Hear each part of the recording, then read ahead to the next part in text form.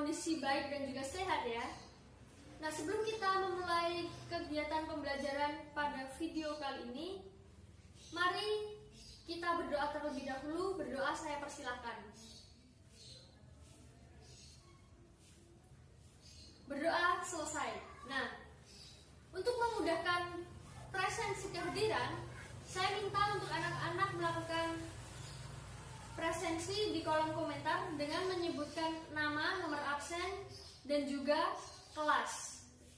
Nah, pada kesempatan kali ini kita akan melanjutkan materi pembelajaran mengenai bab 2, di mana bab 2 pada pertemuan yang lalu sudah kita bahas beberapa. Untuk kali ini kita akan membahas mengenai 2 subbab.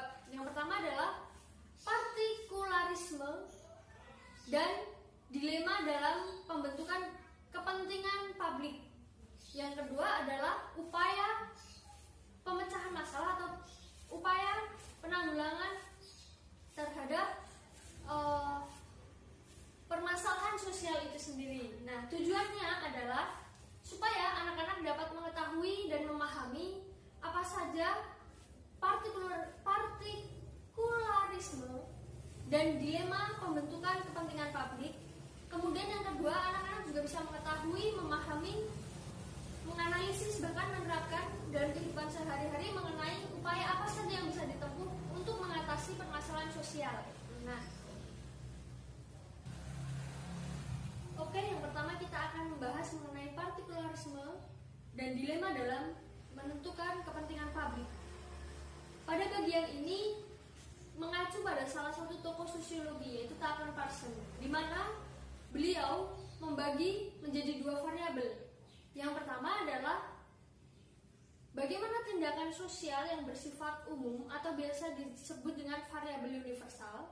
Dan yang kedua adalah tindakan sosial yang bersifat subjektif. Ini biasa disebut dengan partikularisme. Nah, sedangkan pengertian partikularisme sendiri merupakan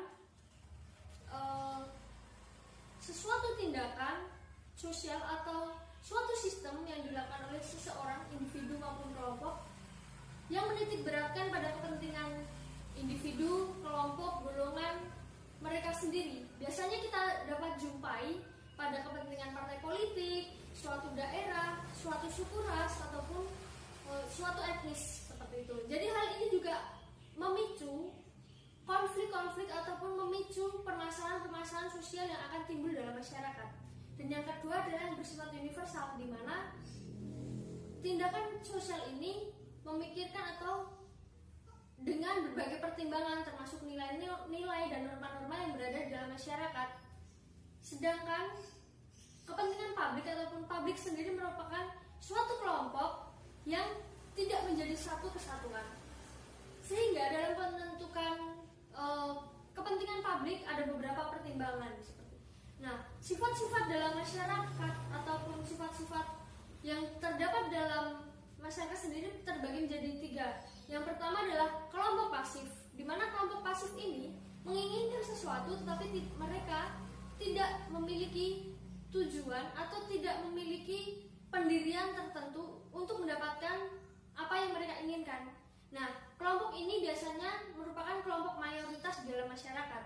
Yang kedua adalah vested interest, di mana kelompok ini merupakan kelompok yang memiliki kedudukan di dalam masyarakat. Mereka biasanya setuju dengan kepentingan atau kebijakan yang dikeluarkan oleh pemerintah karena mereka berusaha atau ingin mempertahankan kedudukan yang sudah mereka miliki.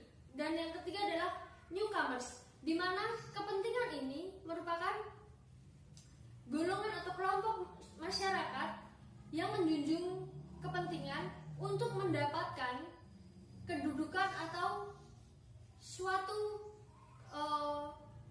posisi di dalam masyarakat seperti itu. Dari berbagai latar belakang ini tentu juga menjadi salah satu pertimbangan dalam menentukan kepentingan publik, di mana seperti contohnya tadi 3 sifatnya, mereka memiliki cara pandang yang berbeda, latar belakang berbeda, nilai, norma yang berbeda-beda. Sehingga hal ini juga mempengaruhi kepentingan publik yang akan diambil seperti itu, di mana kepentingan ini bertujuan atau sebagai upaya untuk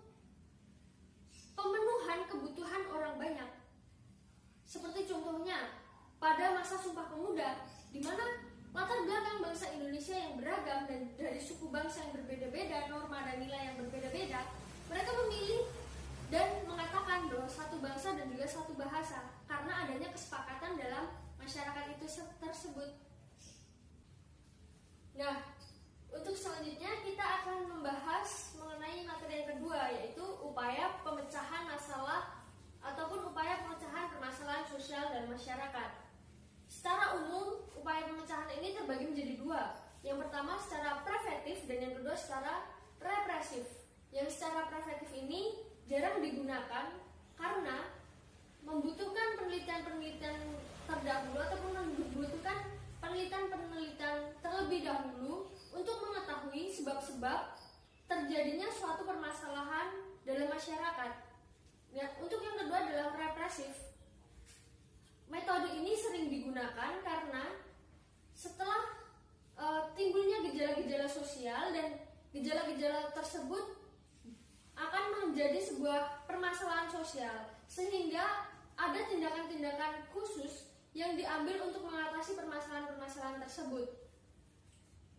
Kemudian ada juga upaya lain, seperti halnya upaya pemecahan kemiskinan.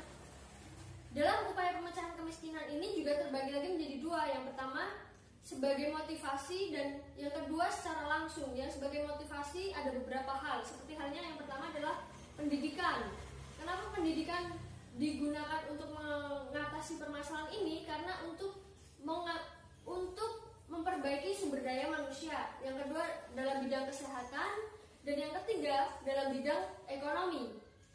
Kemudian upaya yang dilakukan secara langsung adalah dengan cara melakukan pemberian bantuan seperti beras miskin ataupun bantuan langsung masyarakat sementara atau BLSM dan juga bantuan-bantuan lainnya. Hal-hal itu ditempuh oleh pemerintah untuk mengatasi permasalahan-permasalahan kemiskinan yang berada di Indonesia.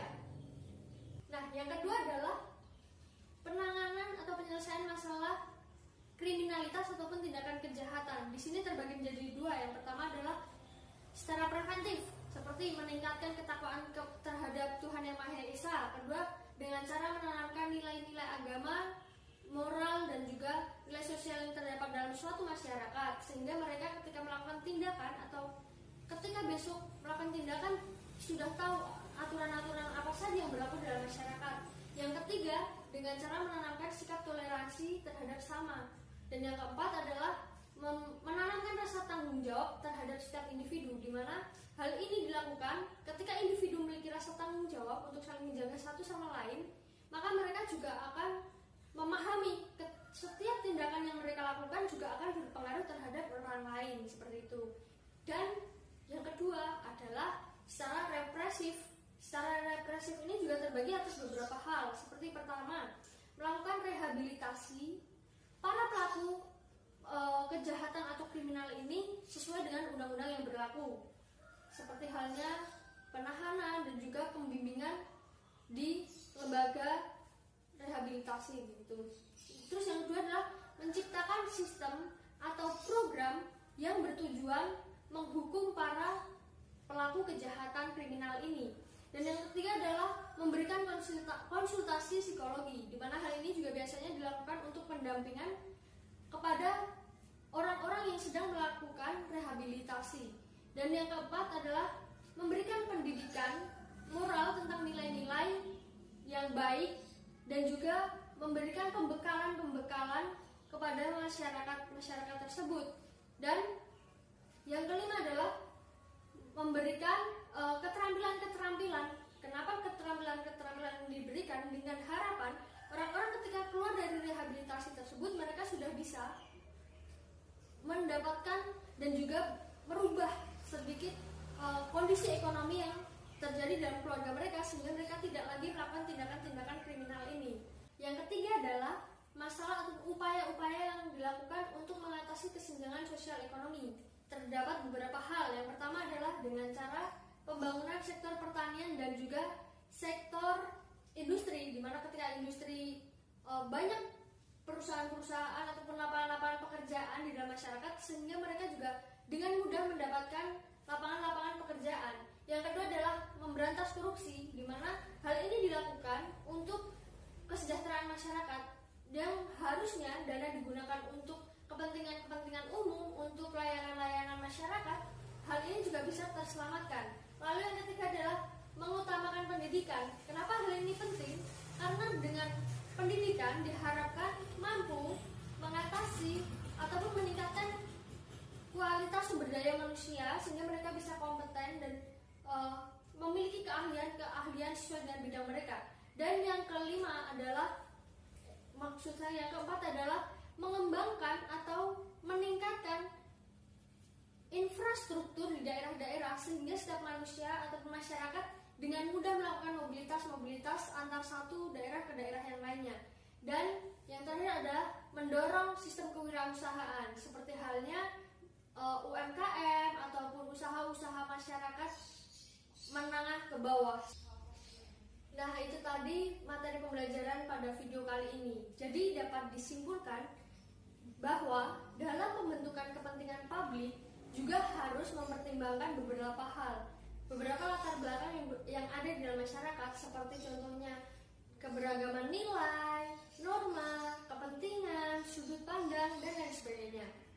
Dengan demikian dapat mencapai dan memenuhi kepentingan masyarakat secara umum. Dan yang kedua adalah mengatasi permasalahan sosial, di mana berbagai upaya yang dilakukan oleh baik pemerintah maupun masyarakat juga harus ada kerjasama antara keduanya, di mana pemerintah sebagai pembentuk kebijakan, sedangkan masyarakat di sini sebagai pelaku kebijakan, sehingga ketika kedua belah pihak ini dapat bekerja sama, juga dapat mengatasi permasalahan-permasalahan sosial yang ada di dalam masyarakat. Nah, itu tadi materi pembelajaran kita pada hari ini. Selanjutnya, Ibu akan memberikan penugasan kepada anak-anak. Yang pertama adalah kalian bisa mencari berita baik melalui media cetak maupun media online, dan dengan cara menyantumkan sumber mengenai tindakan kriminalitas ataupun kejahatan. Kemudian sebutkan faktor apa saja yang menyebabkan tindakan tersebut ataupun kejahatan tersebut. Kemudian kalian juga bisa menjelaskan upaya yang dapat digunakan baik secara preventif maupun represif yang dilakukan untuk mengatasi tindakan tersebut. Nah, demikian untuk pertemuan kali ini. Apabila masih ada yang dipertanyakan ataupun masih ingin didiskusikan, bisa melalui WA group atau bisa langsung menghubungi Ibu. Terima kasih. Tetap jaga kesehatan, tetap patuhi protokol kesehatan.